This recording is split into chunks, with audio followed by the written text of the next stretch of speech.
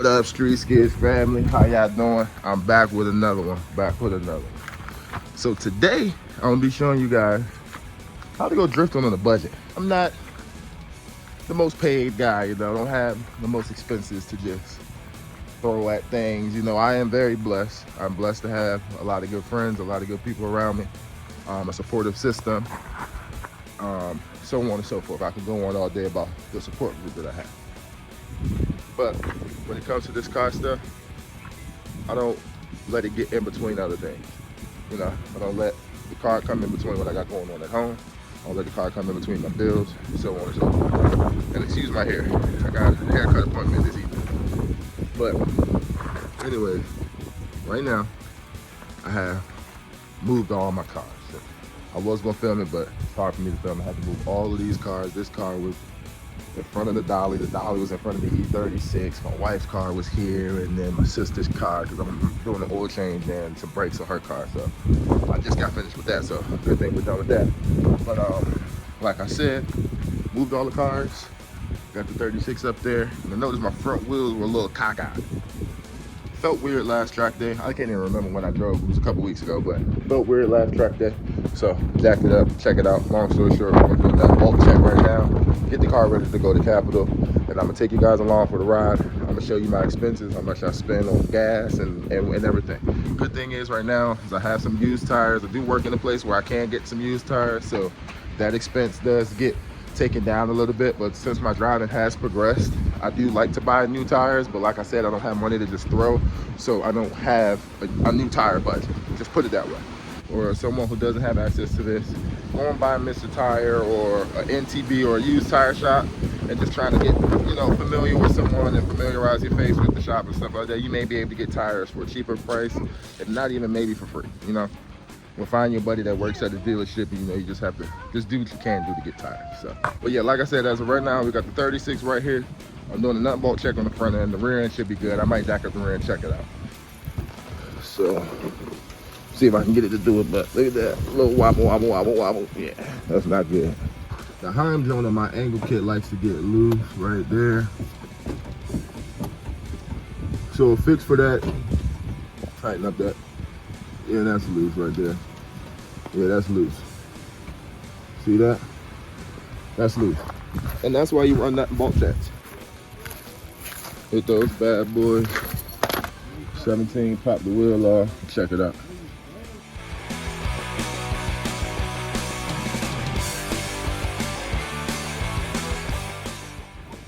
Pop that off. Lose the wheel spacer in the meantime. Look at that. You've never seen that before. And now that we have the wheel off, yeah, see all my points of contact in here. See where I mangled my fender, ripped the freaking bolt out of the body of the car. Yeah, so, but yeah, let me not get distracted. This is the culprit right here. That's the culprit. That's what's making my wheel go wobble, wobble, wobble. You see that? See that, Hayla? That's what's making my wheel shake. So we're gonna tighten this up. It was on in the air? Yeah. No, when it's in the air, everything's supposed to be tight. It's not supposed to move. If it moves, then something's loose. Get that thing tightened up for y'all. So, and then we're gonna run through the other side, check the other side, make sure everything's tight over there. Jack the rear end up, just double check the rear. The rear should be tight. Check the drive shaft, check the revo, make sure that's not blown up or anything like that. And all of this right now is just free. It's just preventative maintenance. And if you do stuff like this will prevent you from spending a bunch of money down the line. Do preventative maintenance, it prevents you from breaking things at the track and messing your car up, especially if you don't have a way to drive, especially if you don't have a way to tow your car back and forth to the track. Thank God I do, so I can just thrash on my car, put it on $1, take it home. So, do preventative maintenance, it'll save you a bunch of money down the line.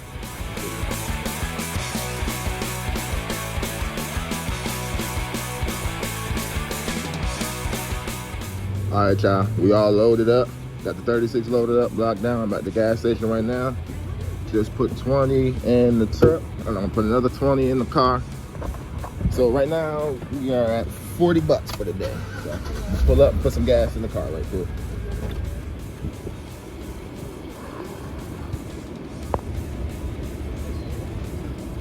I'm gonna put 20 in this bag here. All right, family, what it do? It's the next day. Unfortunately, I did what I usually do. I went up to Capitol and I just drove. I did not film. I don't have any mount or anything in this car. It was freezing cold. I didn't want to have my wife standing out there for no reason, just freezing herself off. I had my kids with me too. So there was a few guys out there filming. Hopefully I can get some clips to insert for you guys.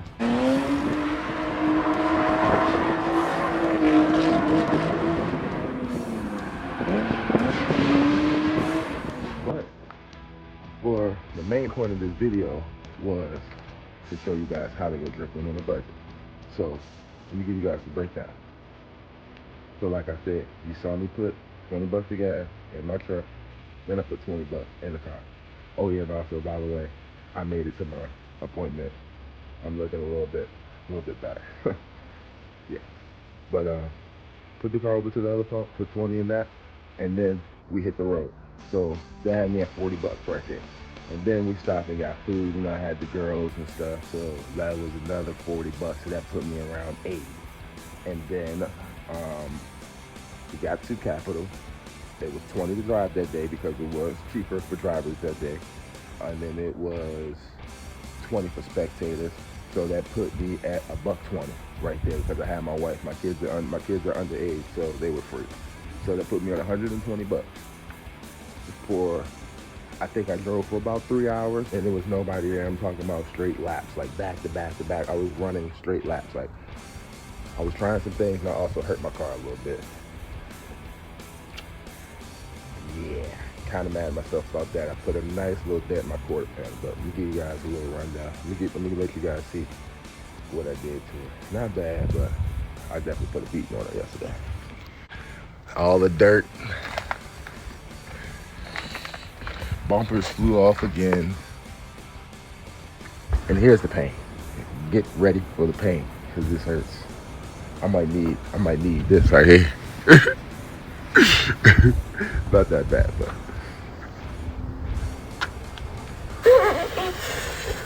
my quarter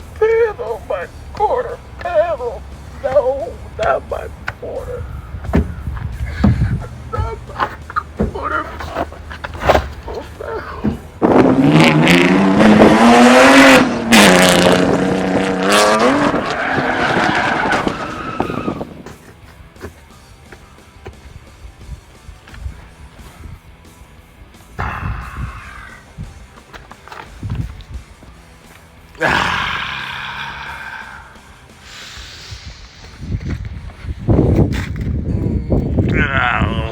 Oh, no.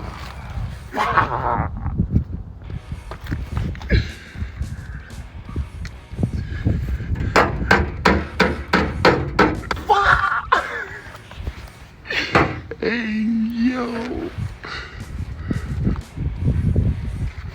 Well, bro, yeah. I hit that barrier. Put a nice, oh my God.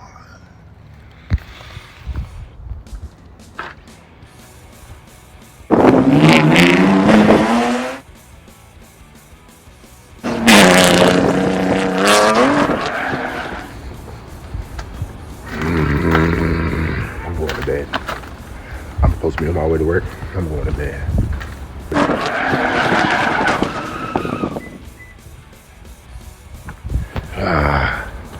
Let me not get too upset. That's what the car's for. It's a drift car.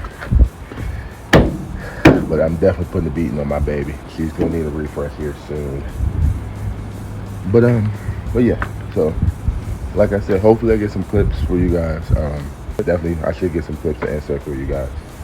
But it cost me 120 bucks total. I know that's usually like your regular driver's fee for your normal track. A lot of people don't have local tracks as close as we do. Like we have Capitol Raceway, which is a small track, which is very local. It's 30 minutes for me. So it's easy for me to put 20 bucks of gas in my vehicle and drive it there and make it there and back on the same tank of gas. And then also like the $20 driver's fee, or even still like the $40 driver's fee. Like that's ideal. So like It allows you to get ample amounts of seat time. If Capital Raceway was not here, I would have not been able to level up my driving to the point where it is today. So definitely shouts out to Capital. I'm definitely happy with my driving. I just need to make some improvements to the car. Nothing crazy, nothing major for power, but I just need a solid angle kit. The E46 arms in the Mini SLR, it works, but it's old. I bought it used, and I don't know the history of it before, where I got it from. What else? If I put an M50 intake manifold on it, put aftermarket headers on it, get a retune, I can probably squeeze a little more torque, a little more power out of it. I like the 391 for now. I want to try it out at different tracks. I definitely want to go to Summit now that I've leveled up my driving a little bit and try it out. But my third gear is like a little slouchy initially, and I don't want to have to clutch kick it as much. I don't want to have to clutch kick it that much, so we might end up playing around with gear ratios here soon. But as of right now, she's going to stay NA M52. If I do anything over the winter, I would like to go hydro, dual caliber setup, headers, and an M50 intake manifold and a retune. And just a refresh, just to keep running through. So, but yeah, so thank you guys for tuning in. Like I said, this video was showing you guys how you can go drifting on a budget. I know you guys will not. I know it's not going to be the same predicament for a lot of you other guys because you don't have the racetrack that I have local to me. But if you do have a racetrack local to you, just just try your best and just save up some money, put some money aside, and just plan out your track days. Just try to do a set amount of track days per year to just that you're happy with, you know. But yeah, like I said, thank you guys for tuning in. Love y'all, appreciate y'all. Stay tuned. I'll see y'all in the next one. Peace.